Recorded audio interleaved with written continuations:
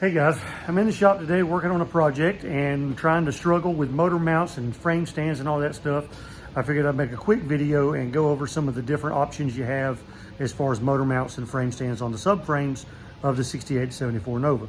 Now, I'm trying to put a project together and I'm getting frustrated, and I was like, you know, everybody else has had this, or somebody else has had this issue. So I figured I'd make a quick video. Hopefully it'll help some of you guys out. When we're talking about frame stands, what we're talking about is this part right here that's bolted to the subframe. Those are your frame stands. Now from 68 to 72, they used a combination of a frame stand on the subframe and then a motor mount that bolts to the engine block and sat down over the frame stand. Then in 1973, they came out with a clamshell style mount. What this does, this part bolts to the frame, and you have a giant clamshell that bolts to the block and mounts to this. Now, much bigger, much bulkier, but pretty much went that way from 73 up. This being a motor mount, well, this is all right, so you have your frame stand that's bolted to the frame, and then you have a motor mount. This is a solid one. I do not have a stock one laying around that I'm going to dig out. Your motor mount goes over your frame stand, bolts to the side of the block, sits in the frame like so. That's how they work from 68 to 72. Now, it sounds simple enough, but when you buy one of these cars and you don't have a motor in it, you don't have frame stands on it or something like that, you have to start piecing everything together, you're going to run into you could run into a few problems. And one of those will be getting the right combination of frame stands and motor mounts. Now, this subframe here, when I got this car, it came with a set of frame mounts on it. And then I built an engine test stand, and I robbed the frame mounts off of this to put on another subframe. And they didn't work with the small block mounts I had. And the reason is because Chevrolet actually used several different stand and motor mount combinations, and they changed everything around 1969. Okay, these are your frame stands. Now, they actually used a few different versions of these frame stands. The motor mounts, they had two different versions for the small block. They had a short and wide and a tall and narrow. Now, again, this is a solid mount, but it works the same with a rubber mount. This is a short and wide mount. That is a tall and narrow mount. And you can see the difference here and see that this is much taller. Well, if you have a 307, 327, or a two-barrel 350 that was pretty much considered a low-performance V8, you had frame stands that would use the short and wide mount with these frame stands. Now, these frame stands are of the right height. When you got the short mount with the closer to the block hole for the bolt, that puts everything the right distance away. Well, for high performance engines and big block engines, they used a shorter frame stand. And I don't know if you can tell, this hole in this one is a lot lower than the hole in the other one. All right, so now, this set of frame stands is an original set of big block frame stands. And I know that because it's got the part number written on it.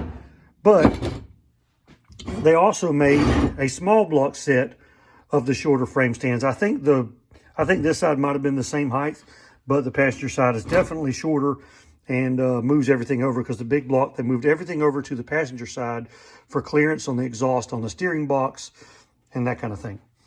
Now, what will happen is if you go and order a set of motor mounts, because most cars came with this style of frame stand, okay?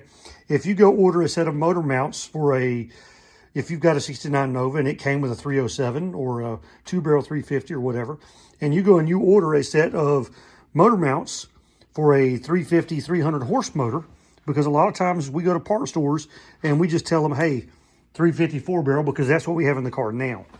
When you do that, you're going to get this motor mount. And this motor mount is too tall and usually going to be too narrow to fit on your stands. Some of them are the right width, but they're still too tall. And what that's going to do is that's going to cause header fitment issues and maybe all types of accessory, you know, your fan shrouds, stuff like that. It could affect all of it if you don't have the right setup. This motor mount is the short and wide. Pretty much all of your standard motor mounts, your 307, your 352 barrel, 327, all of that stuff is going to be the short and wide motor mount, and it's going to fit and it's going to be correct. Now, if your car didn't come with a V8 and it came with an inline six, it's going to have a different set of mounts on the subframe. All right, these are your 6-cylinder mounts, and they're way close together compared to the small block, but I think they use the same bolt pattern and everything in the subframe. Pretty much useless unless you're putting a 6-cylinder back in the car. Now, if you have those on your subframe, you're going to have to take those off and put on some regular frame stands, V8 frame stands, because there's no motor mount that'll work with the inline six frame stands. You're going to have to change them. Now, what got me thinking about this, the other night I was on the phone with Cody from Small Town Builds. You should check out his YouTube channel. He does some pretty cool stuff. He had a header fitment problem. He has the same part number headers that I have on Frankenova here, and they don't fit on his car. He's having all kinds of clearance issues.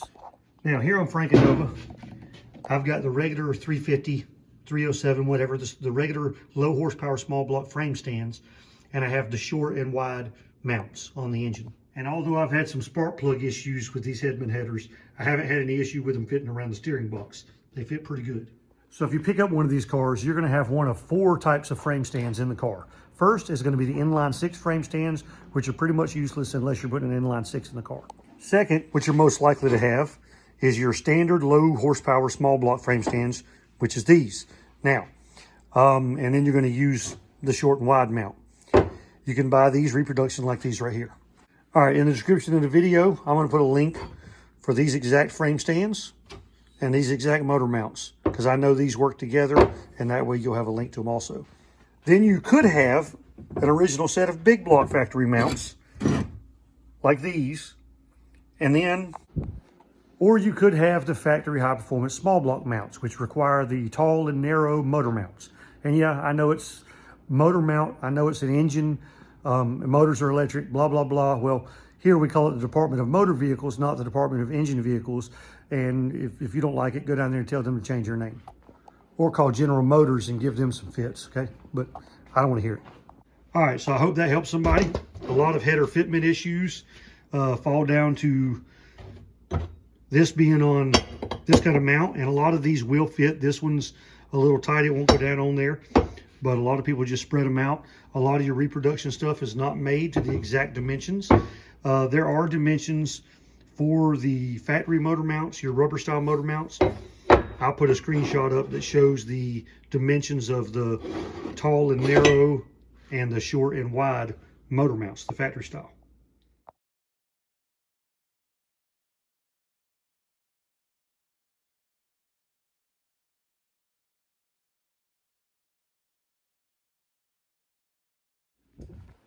All right, guys, we'll see you next video. Like and subscribe.